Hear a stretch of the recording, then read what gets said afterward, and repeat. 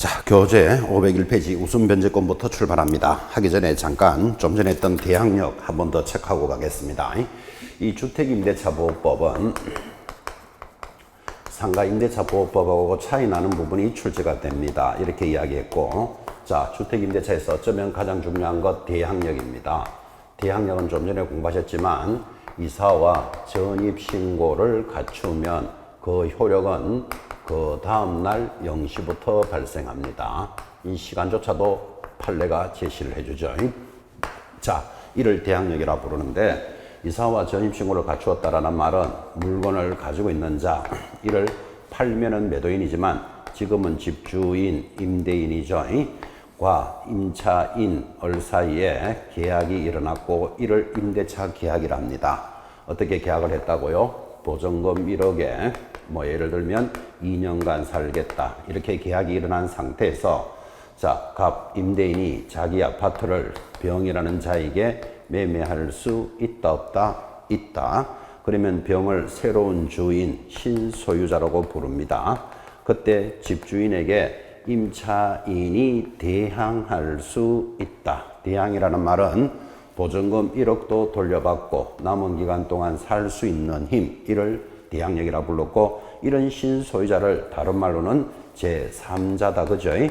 계약은 누구하고 누가 했습니까? 갑하고 을 사이에 일어났으니까 제3자에게 대항할 수 있다라고 출발을 했고, 이 3자를 다른 말로는 양수인이죠. 물건을 받은 자, 양수인은 임대인의 지위와 권한을 성계한 것으로 봅니다. 그를 대항력의 표준말이다 그랬고, 이때 임차인이 이런 보증금 1억과 기간을 주장하려면 이사와 전입신고를 갖춰야 되는데, 전입신고는 반드시 정확하게 되어야 한다 했고, 지금 지나간 내용들 500페이지 바로 앞 부분이 이런 전입신고는 인정이 된다 안 된다가 출발이 되었다면, 자, 이렇게 해서 이제 대항력을 갖춘 자가 첫 번째 보증금을 돌려받는데 그를 우선 변제권이라고 부릅니다. 자, 그래서 교재 501페이지 우선 변제권이 출발했고, 우선 변제권이 무엇입니까 하면 대항력은 기본이라 그랬죠. 대항력을 갖춘 자가 뭐를 찍으면, 확정일자인을 찍으면 우선 변제권이 있는데, 그때 우선 변제권의 뜻은 후순위에 우선하는 권리, 후순위 권리자에 우선하는 권리니까 후순위라는 말이 들어오면 우선 변제권입니다. 또 확정일자 딱 들어오면 자동으로 우선 변제권, 이렇게 기억하시면서 조금 있다가 이어지는 기타 채권자, 다른 권리자에 우선하는 것을 최우선 변제권이라고, 최우선 변제권과는 구분이 되어야 되겠습니다. 자, 우선 변제권 봅시다. 교재 상당 대항요건과 봐요. 대항요건은 기본적으로 갖춰야 되죠. 확정일자를 갖춘 임차인은 경공매 시 경매법원에 배당 요구를 함으로써 대지의 매각대금을 포함한 임차주택의 환가대금에서 밑줄 걸까요? 후순위 권리자, 기타 채권자보다 우선하는 권리, 즉 후순위 권리자, 기타 채권자보다 우선하는 것을 뭐라 부른다? 우선 변제권, 이렇게 부르고 보증금을 배당받을 수 있다 그랬습니다. 자, 여기서 여러분도 주의할 것, 이런 우선 변제권은 후순위에 우선한다 하면 경공매가 일어났을 때 해당되는 거지, 아까와 같이 집주인이 매매를 합니다. 그때 임차인이 야, 내부터 보증금 돌려주고 팔아야 된다, 그런 규정은 없죠. 매매가 일어났을 때 적용되는 게 아니고 경공매 시에만 적용됩니다. 2번 발생 시기, 지금 방금 설명 다 했지만 첫째 줄에 체크합니다. 주택의 인도와 주민등록을 한 당일에 임대차 계약서의 확정일자를 받았다면 이 확정일자도 대항력과 마찬가지로 주민등록을 한 다음날 0시에 우선 변제권이 발생할 것입니다. 즉 대항력부터 있어야 되니까 대항력은 언제다? 그 다음날이잖아. 그죠? 그리고 확정일자는 찍은 날부터 인정되니까, 만약에 같은 날 이사와 전입신고 대항력을 모두 다 갖추었다 그러면 우선 변제권은 언제부터? 다음 날이 될 수밖에 없죠. 대항력부터 있어야 한다, 그런 취지예요. 그래서 대항력을 갖춘 자가, 대항효력이 있는 자가 확정일자를 찍으면 그날부터 우선 변제권입니다. 자, 그렇게 해서 정리가 됐으니까 날짜는 1, 2, 3 참고로 보시면서 넘어가면 경매의 신청, 이런 게 있습니다. 이건 이제 오늘 경매편에서도 공부하겠지만 자, 이렇게 확정일자를 찍고 우선 변제권이 있는데 집주인이 보증금을 내주지 않습니다. 그럼 집주인이 보증금을 내주지 않으면 어떻게 해야 된다? 경매 신청해야 되겠죠. 그때 동그라미 1번 502페이지 상단 임차주택에 대해서 보증금 반환 청구 소송의 확정 판결까지만 줄거놓고 이에 준하는 집행권한에 따라서 경매를 제공합니다. 그때 경매를 신청할 때는 그 동그라미 1번의 마지막 줄 이행의 제공을 집행 예시의 요건으로 하지 아니한다라는 뜻은 집을 비껴주지 않고도 경매를 신청할 수 있다라는 취지. 그죠? 거기까지 정리하시고 3번에 1번 내려오면 우선변제권의 요력인데 거기서 중요한 거 우선변제권에 관련되는 판례로서 거기 3번에 1번 공시방법이 없는 주택임대차에 있어서 주택의 인도와 주민등록이라는 우선변제 요건은 우선변제권 취득 시에만 구비하면 족한 것이 아니고 마지막 줄에 뭐 계속 존속되고 있어야 한다. 그 당연한 이야기죠. 그죠? 한 번만 갖추면 된다는 그렇지 않았죠. 반드시 존속되어야 한다 해서 나머지 판례들도 크게 어려운 것은 없습니다. 참고로 보시면 됩니다. 오른쪽 4번 제목에 줄 것입니다. 금융기관의 우선변제권의 승계 제목에 줄 것이었습니까? 자, 이 금융기관의 승계는 이렇게 일어납니다. 전세 보증금이 모자랍니다. 지금 1억에 살고 있는데 기간이 끝나니까 집주인이 1억을 더 올려달래. 그러면 1억이라는 것을 더 올려주려면 돈 있는 사람은 가능하지만 안 되는 사람은 나가든지 대출 받아야 되겠죠. 그때 이 전세 자금 대출 이자가 굉장히 비쌉니다. 뭐 예를 들어서 9% 이상 됩니다. 지금 금리가 1, 2% 수준인데 전세 자금 대출 이자를 왜 그래 많이 받느냐 하니까 금융기관이 우리도 1억이라는 돈을 대출해주고 원금을 회수 못하면 위험 부담이 높으니까 이자라도 높게 받아야 되겠다. 그래서 이자가 비싸다. 그러니까 법을 만들었죠.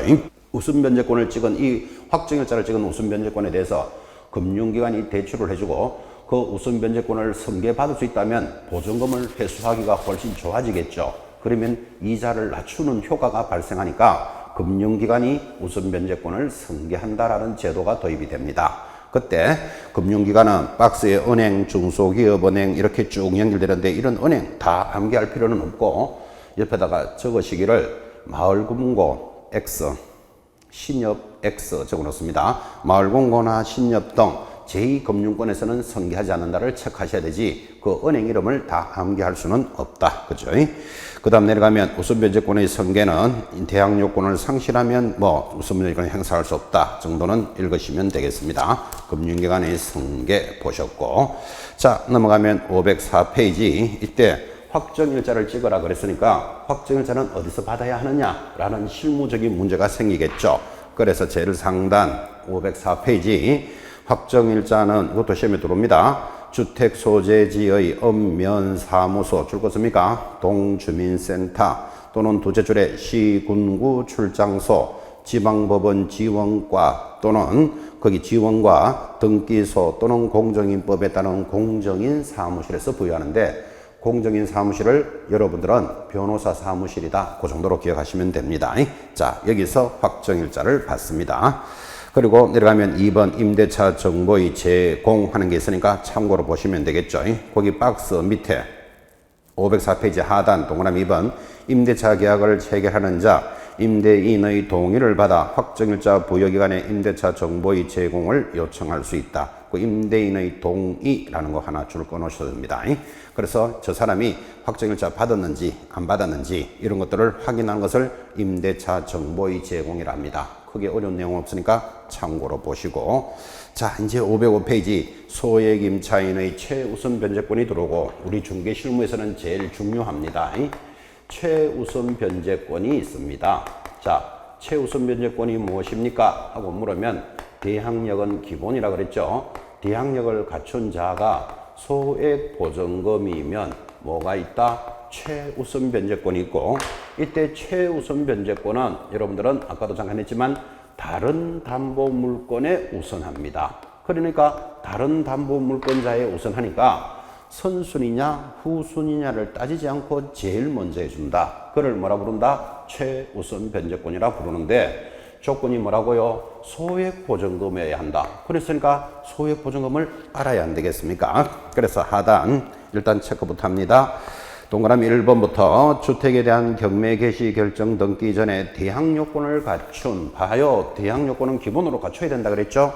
갖춘 소액 임차인은 보증금 중 일정액을 다른 담보물권자보다 우선하여 변제받을 수 있다. 다른 애 동그라미 넣으시고 선순위든 후순위든에 관계없이 가장 먼저 해주니까 이를 최우선 변제권이랍니다. 그때 소액 보증금의 범위를 알아야 되겠는데 바로 밑에 표가 하나 들어옵니다. 근데 표 바로 밑에 더 중요한 말이 있습니다.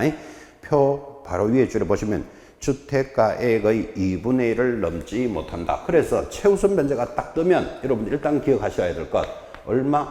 2분의 1의 범위 내에서만 최우선 변제를 해줍니다. 그 2분의 1의 범위라는 게 시험에서 가장 중요한데 표는 일단 하단에 있고 한 장 넘기시면 2018년 9월 18일 두 번째 칸 있죠. 두 번째 칸 밑에다가는 현재 이렇게 적어 놓습니다. 자, 그러면 현재 2018년이죠. 2018년 거기 보시면 9월 18일부터 현재 소액 보증금은 이렇다. 서울은 얼마라고 되어 있습니까? 1억 1천만 원 이하일 때 얼마까지? 거기 3,700만 원까지 보장합니다. 자, 서울을 싸고 있는 지역 과밀권역 들어왔습니다. 과밀권역 중에서 인천광역시가 들어간다는 거 재미있죠? 인천은 광역시가 아니고 과밀권입니다. 세종특별자치시 용인화성 줄 것이고 1억 이하일 때 얼마까지 해준다? 3,400만 원까지 최우선 해주겠다. 그 다음 광역시, 부산광역시, 광주광역시 이런 거 있죠? 그리고 안산, 김포, 광주, 파주는 얼마? 6천만 원 이하일 때 얼마까지? 2천만 원까지 최우선 해줍니다. 이것 말고 나머지 기타 지역은 5천만 원일 때 얼마? 1,700만 원까지 최우선 변제 해주겠다. 자, 이 숫자 다 암기할 수는 없습니다. 그렇지만 반드시 여러분들은 서울 것은 기억해 놓으셔야 됩니다. 서울은 얼마라고요? 1억 1천만 원 이하일 때 3,700까지는 여러분들이 영업하셔야 되는 지역이기도 하지만 시험에서 제일 많이 나옵니다. 다 암기하면 좋고 서울 것은 기억해야 되는데 예를 들어서 경기도 예를 들면 춘천 이런 데 시험 잘 안 내겠죠.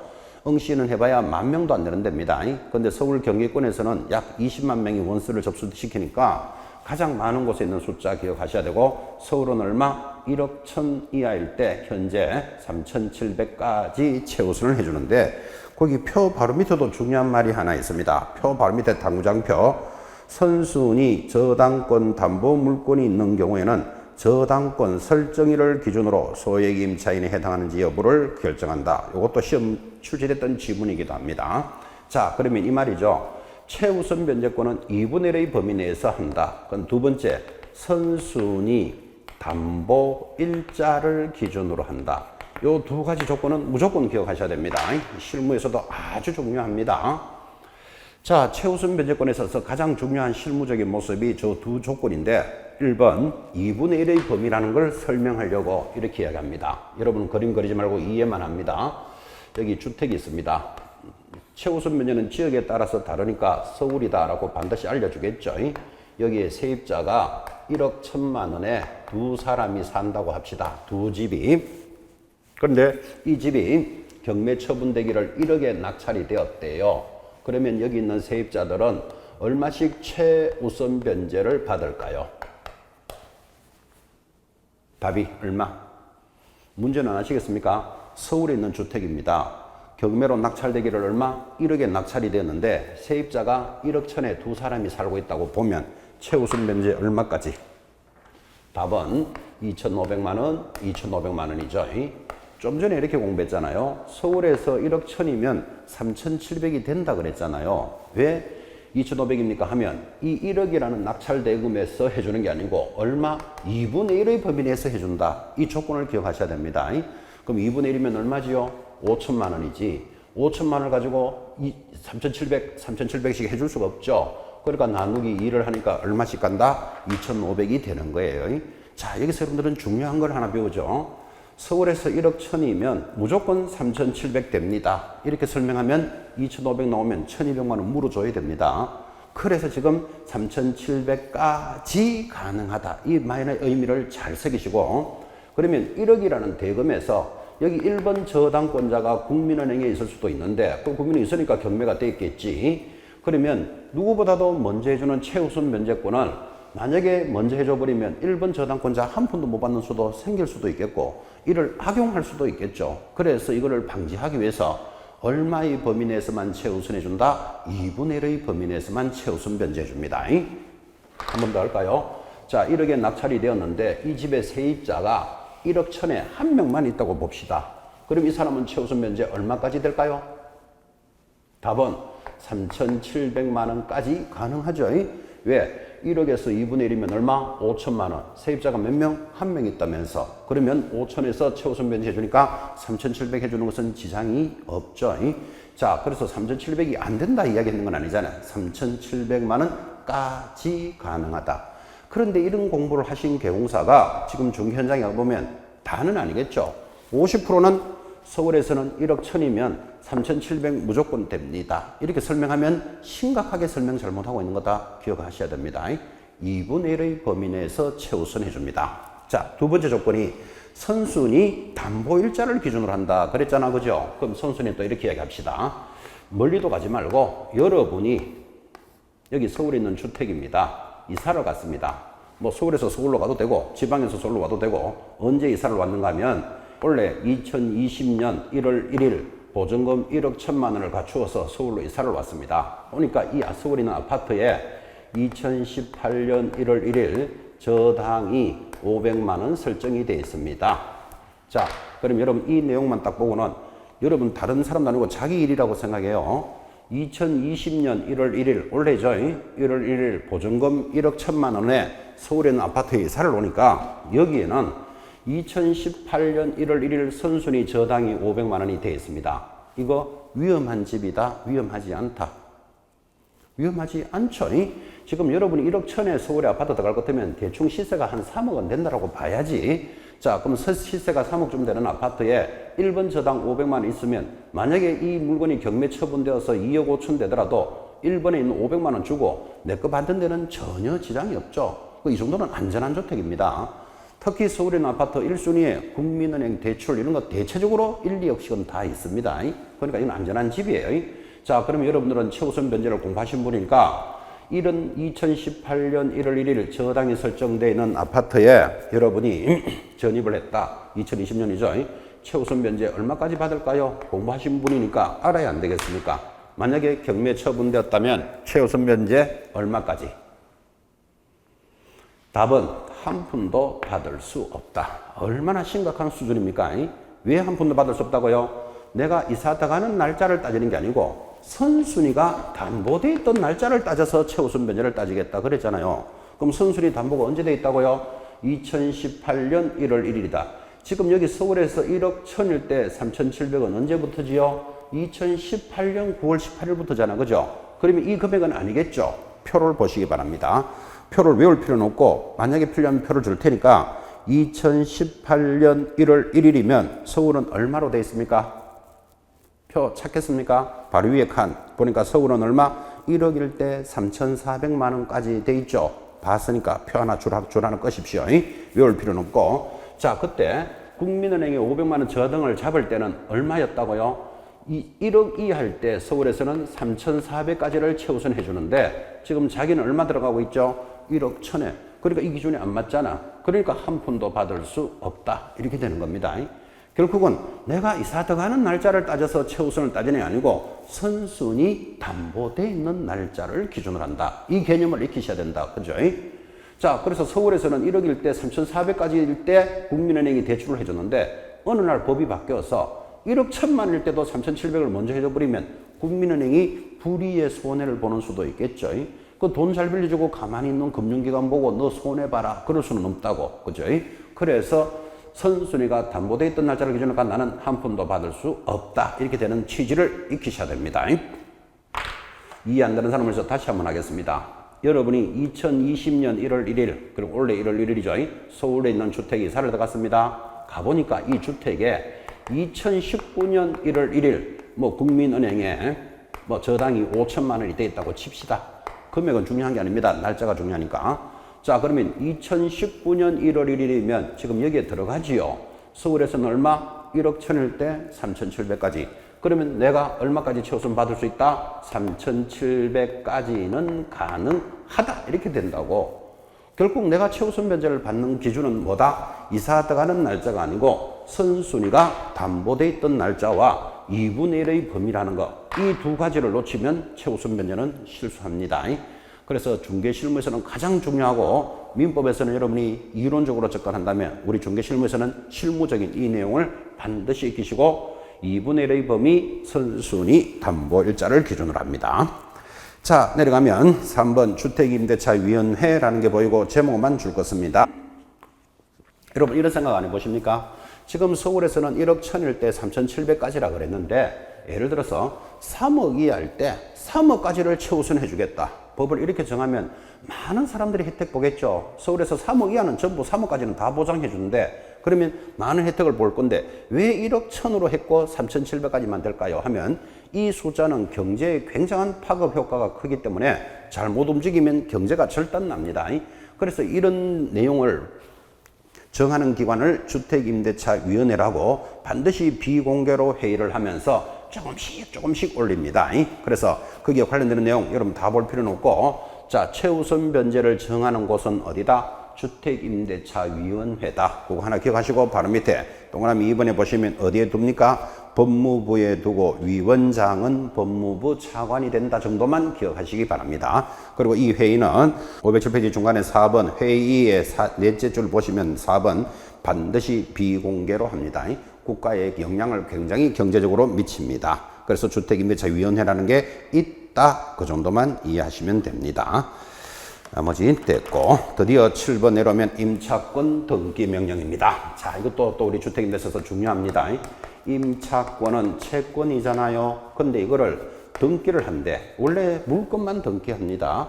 근데 임차권을 등기를 하는데 명령에 의해서 등기를 하겠다. 그래서 이를 임차권 등기 명령 제도라고 부릅니다. 독특한 내용이죠. 자, 그림부터 먼저 한번 보시고 법조문으로 들어갑니다. 여러분 그리지 말고 이해만 합니다. 집주인이 갑입니다. 세입자가 을입니다. 뭐 예를 들어서 5천만 원의 전세를 살았다 칩시다. 조그마한 원룸 같은 거겠죠.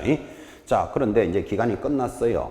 기간이 끝났으면 보증금 돌려받고 또 을은 지금 서울에서 지방으로 근무처가 바뀌었습니다. 그럼 지방으로 빨리 근무처를 가야 되는데 이 갑이 돈을 안 내줍니다. 집주인이. 왜 안 내줄까요?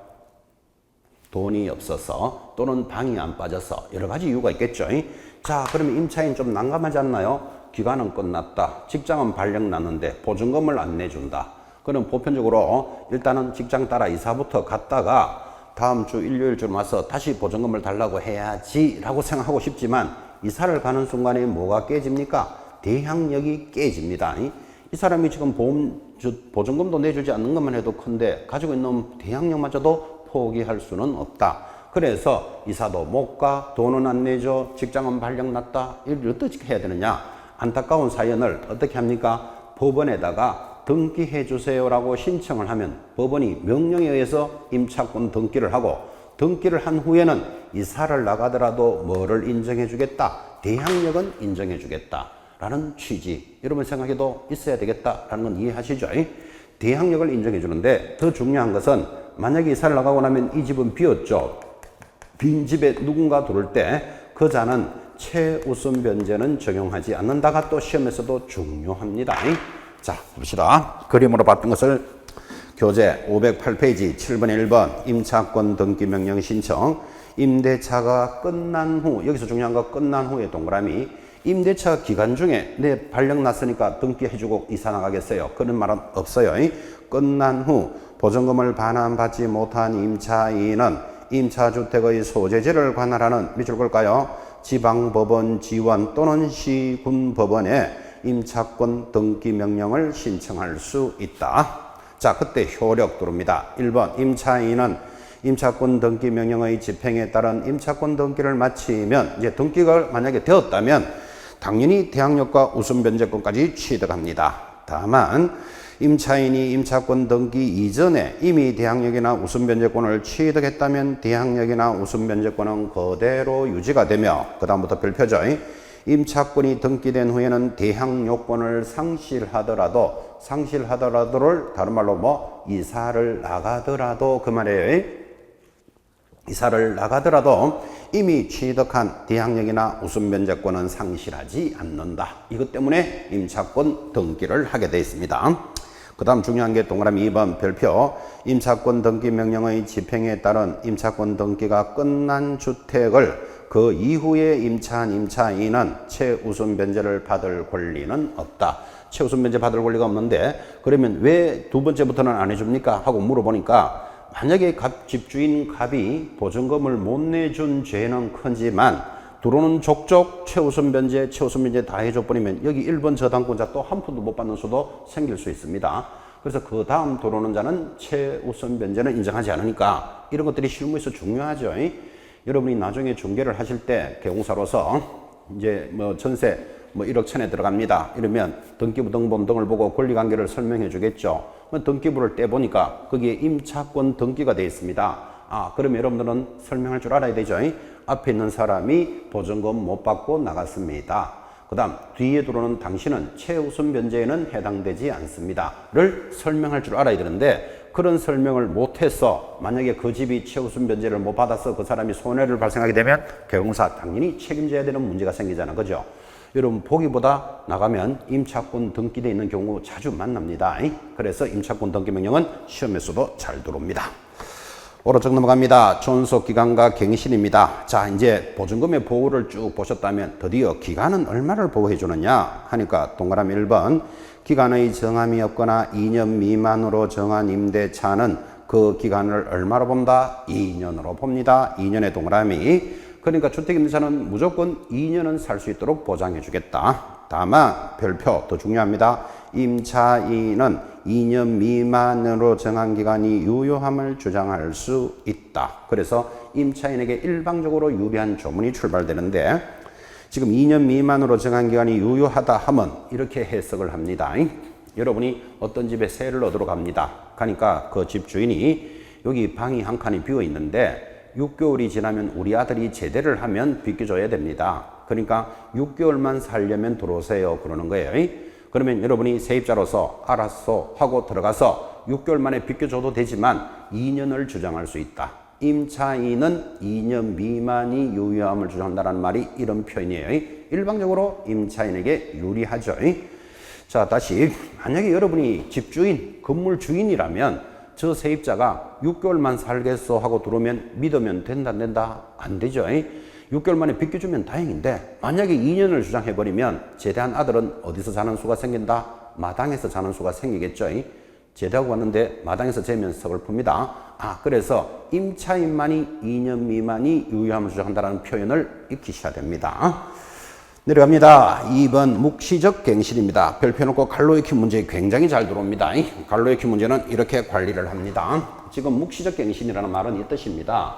주택임대차 무조건 얼마를 살 수 있도록 해준다? 2년은 살 수 있도록 해준다 그랬잖아요. 집주인, 임대인은 끝나기 6개월에서 1개월 사이에 임차인, 세입자는 끝나기 얼마? 1개월 전까지는 나는 더 있겠어 또는 나가겠소를 서로가 연락을 해야 된다. 근데 둘 다 말이 없습니다. 자, 둘 다 말이 없으면 저절로 연장된 것으로 보는 것을 뭐라 부른다? 묵시적 갱신. 말 없이 연장이 되었다. 그죠? 그를 다른 말로는 법정 갱신 그럽니다. 자, 이렇게 연장이 되면 똑같은 조건으로 연장된 것으로 봅니다. 그를 법정 갱신이라고 하고 갈로 익힌 문제에 임대인, 임차인을 잘 보고 계셔야 되는데 더 중요한 건 이때 임차인은 이렇게 연장이 되더라도 언제든지 그만두겠다고 주장할 수 있다. 임차인에게 일방적으로 유리하죠. 언제든지 그만하겠어 라고 주장하면서 보증금 당장 돌려주시오 하면 집주인도 조금 부담스럽다. 그죠? 그래서 이런 효력은 얼마가 지나면 3개월이 지나면 발생하는데 이때 임차인은 이기의 차임이 되나도록 연체했다면 그러하지 아니하다.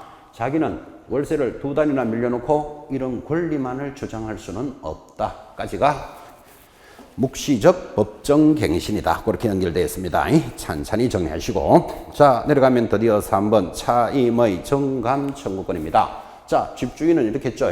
이번 기간이 끝나면 보증금 좀 올려주시오. 보통 그래 말하죠. 집주인이 내려주시오. 이런 사람 잘 없죠. 자, 세입자는 끝나면 좀 내려주시오. 그건 있어도 좀 올립시다. 세입자가 그럴 일은 없죠. 어쨌든 간에 우리 법은 서로 간의 차임의 정감 청구권 좀 올리자, 깎아달라를 요구할 권리가 있는데 시험에서 들어오는 것 넘어가면 정액의 경우 정액의 동그라미 딱 해놓고 약정 차임의 얼마 20분의 1을 초과할 수는 없다. 그 20분의 1에 줄 딱 긋고 이를 다른 말로는 5%죠. 그때 감액은 얼마입니까? 하면 감액은 얼마든지 깎아줘도 욕하지 않겠다. 정액은 20분의 1을 초과할 수 없는데 바로 밑에 또 판례가 중요합니다. 판례도 별표. 이 규정에 의한 임대차 계약의 존속 중 당사자 일방이 약정한 차임의 정감을 청구할 때 하나여 적용되고 임대차 계약이 종료되고 재계약을 하거나 재계약의 동그라미 바로 밑에 또는 임대차 계약 종료 전이라도 당사자 합의의 동그라미 이 경우에는 5%가 적용되지 않습니다. 판례니까 두 가지 기억합니다. 자, 5%를 정액할 수 없다. 5%까지만 올릴 수 있는데 적용되지 않는 것 두 가지. 첫째, 재계약 시. 두 번째, 당사자 합의 시에는 적용하지 않습니다. 내려가면 큰 2번 보증금의 월 차임의 전환. 여기 22일 때 기준이니까 지금 한번 올 때가 됐죠. 보증금의 전부 또는 일부를 월당인 차임으로 전환하는 경우 전환되는 금액의 다음 비율을 초과할 수는 없다. 연일할 동그라미.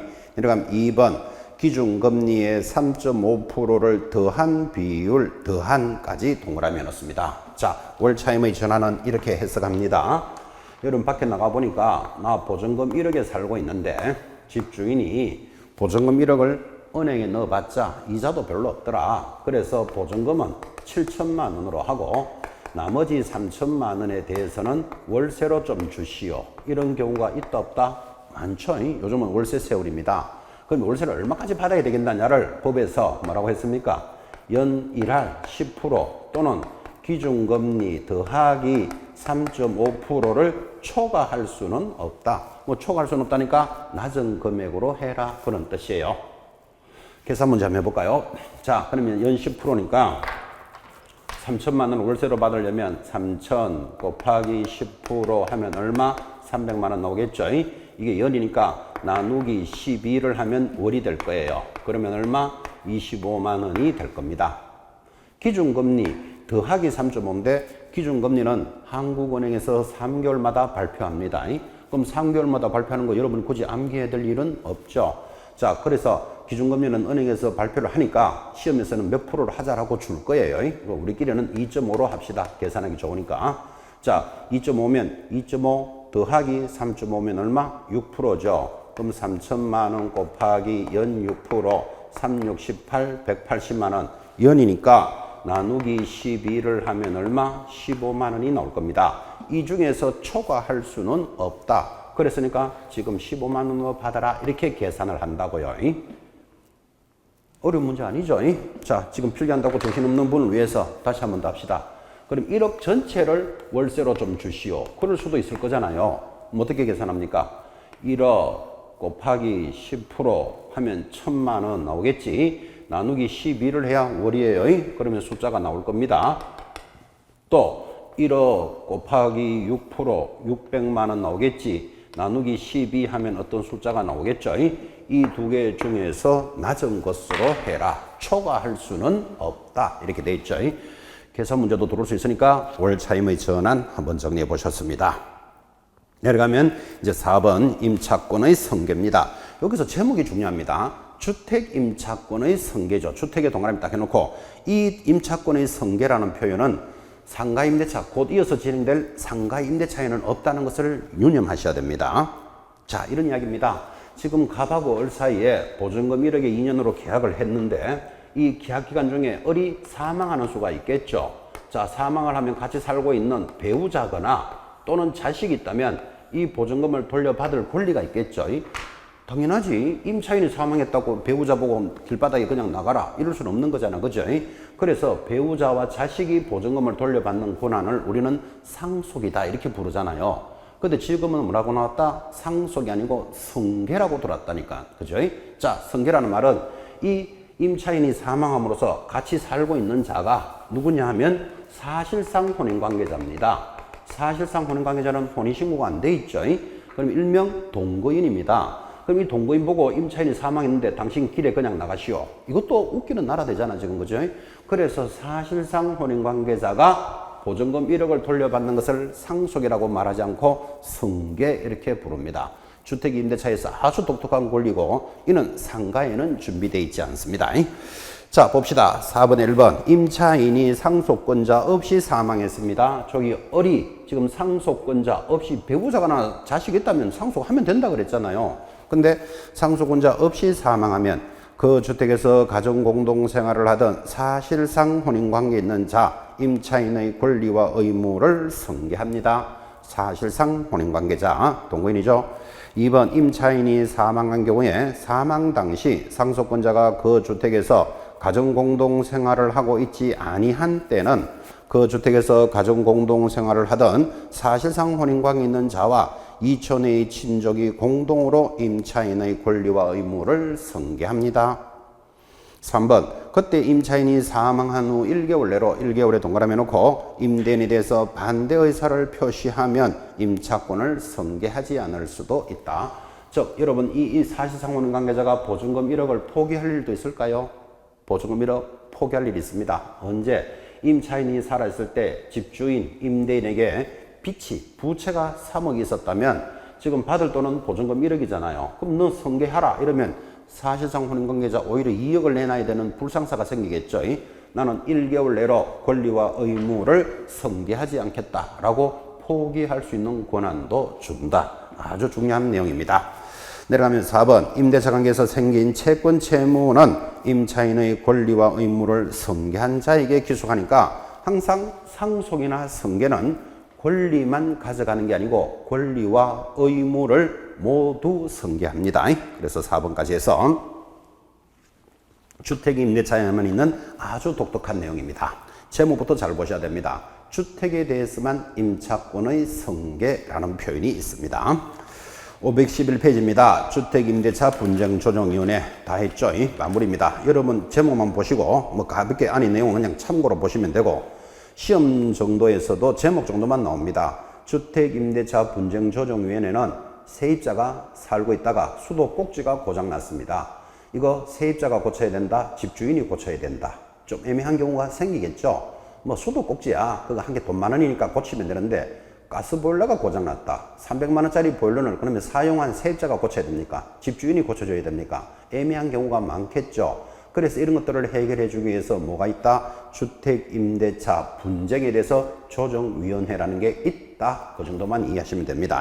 각 시도에 설치되어 있습니다. 주택임대차 분쟁조정위원회 하는 제목만 잘 보시기 바랍니다. 넘어가서 이제 정리 다 됐죠. 이 조정신청 조정 절차 참고로 보시면 됩니다. 시험하고 크게 관련 없습니다. 이제 513쪽 드디어 상가건물 임대차 보호법이 준비되어 있습니다. 자, 주택임대차를 뺏겨서 그대로 상가임대차를 만들었다 그랬죠. 차이 나는 부분 위주로 빠르게 체크를 할 겁니다. 잠깐 쉬었다가 진행하겠습니다.